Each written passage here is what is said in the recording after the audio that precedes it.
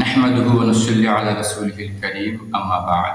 সম্মানিত দর্শক শ্রোতা, স্বামীর নাম ধরে ডাকা যাবে কিনা, এ ব্যাপারে কুরআন এবং হাদিস কি বলে, শরীয়ত কি বলে? দেখুন, স্বামীর নাম ধরে ডাকার বিষয়টি সম্পূর্ণ নির্ভর করে অঞ্চলের উপরে। এটা অঞ্চলভিত্তিক একটা ব্যাপার। কারণ অনেক অঞ্চলে স্বামীর নাম ধরে ডাকা হয়, আবার কোনো অঞ্চলে স্বামীর নাম ধরে ডাকা হয় না।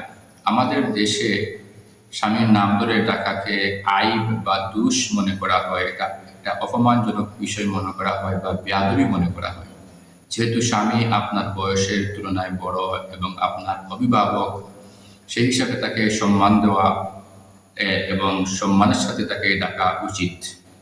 কারণ হাদিসের মধ্যে আসছে যে মাল্লাম ইয়ারহাম সগীরানা ওয়া লাম ইউআক্কির কাবীরানা ফালাইসা মিন্না। আল্লাহ রাসূল বলেন, যে বড়কে সম্মান করে না, ছোটকে মায়া করে না, সে আমার উম্মতের অন্তর্ভুক্ত নয়। সেই হিসাবে যেহেতু স্বামী আপনার বড়, আপনার অভিভাবক, দায়িত্বশীল, সেজন্য স্বামীকে নাম ধরে ডাকাটা উচিত নয়। কারণ আমাদের অঞ্চলে নাম ধরে ডাকাকে অপমান মনে করা হয় এবং এটা একটা বেয়াদবি মনে করা হয়।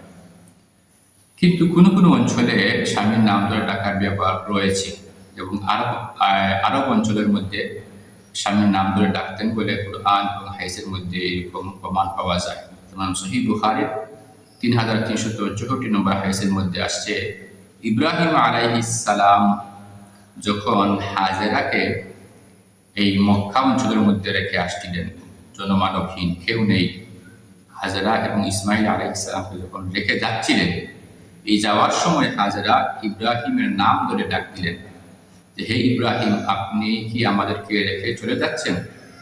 এই হাদিস থেকে বোঝা গেল যে হাজেরা ওনার স্বামী ইব্রাহিমের নাম ধরেছেন। ঠিক তেমনিভাবে সহিহ বুখারীর আরেকটি হাদিসের মধ্যে আসছে 5228 নম্বর হাদিস। আয়েশা রাদিয়াল্লাহু তাআলা আনহা বলেন, আল্লাহর রাসূল সাল্লাল্লাহু আলাইহি ওয়াসাল্লাম আমাকে বললেন, হে আয়েশা, তুমি যখন আমার উপরে পরিপূর্ণ সন্তুষ্ট থাকো তখন আমি সেটা বুঝি, আবার যখন একটু রাগ করো তখনও আমি সেটা বুঝতে পারি। আয়েশা রাদিয়াল্লাহু তাআলা আনহা বললেন, ইয়া রাসূলুল্লাহ, আপনি কিভাবে এটা বুঝেন? আল্লাহর রাসূল বললেন, যখন তুমি খুব খুশি থাকো তখন তুমি বলো, মুহাম্মাদের রবের কসম, আমার নাম ধরে তুমি বলো। আবার যখন তুমি একটু রাগ করো তখন বলো, ইব্রাহিমের রবের কসম। আয়েশা রাদিয়াল্লাহু তাআলা আনহা বললেন, হে রাসূলুল্লাহ, আপনি ঠিক বলেছেন। এই হাদিস থেকে কি বোঝা গেল যে আয়েশা রাদিয়াল্লাহু তাআলা আনহা কোন সময় আল্লাহর রাসূলের নাম নিতেন। আবার এরকম সাহাবীদের মধ্যে পাওয়া যায় যে সাহাবীরা কোন কোন সময় তাদের স্বামীর নাম নিয়েছেন, কারণ সেটা তাদের অঞ্চলের মধ্যে, আরব অঞ্চলের মধ্যে স্বামীর নাম ধরে ডাকাকে তারা দোষের কিছু মনে করে না বা অপমানজনক মনে করেন না, সেই হিসাবে তারা ডাকতে পারেন। কিন্তু আমাদের অঞ্চলে যেহেতু এটা অপমানজনক, সেই জন্য স্বামীর নাম ধরা উচিত নয়। কিন্তু আরেকটি বিষয় আছে, অনেক সময় আপনার স্বামীর নাম ধরা দরকার, নামটা নিতে হবে, প্রয়োজন। আপনাকে কোনো ডাক্তার জিজ্ঞাসা করেন, আপনার স্বামীর নাম বলেন, অথবা কোনো সরকারি কর্মকর্তা বা কোনো যে কোনো বিষয়ের ক্ষেত্রে আপনাকে কেউ জিজ্ঞাসা করলো আপনার স্বামীর নাম কি, তখন আপনার উচিত হলো আপনার স্বামীর নাম মুখে নেওয়া, বলা যে আমার স্বামীর নাম অমুক।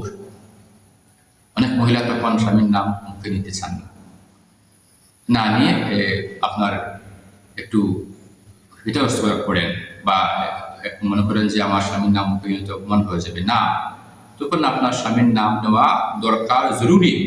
তখন না নেওয়াটা আপনার একটা মূর্খতা, না নেওয়াটা আপনার সঠিক নয়, এবং আপনার নেওয়াটা হলো সঠিক। আপনি ওই টাইমে স্বামীর নাম মুখে নেবেন, স্পষ্ট করে বলবেন না, কোনো অসুবিধা হবে না, কোনো গুনাহ হবে না। আল্লাহ আমাদেরকে বুঝার তৌফিক দান করুন।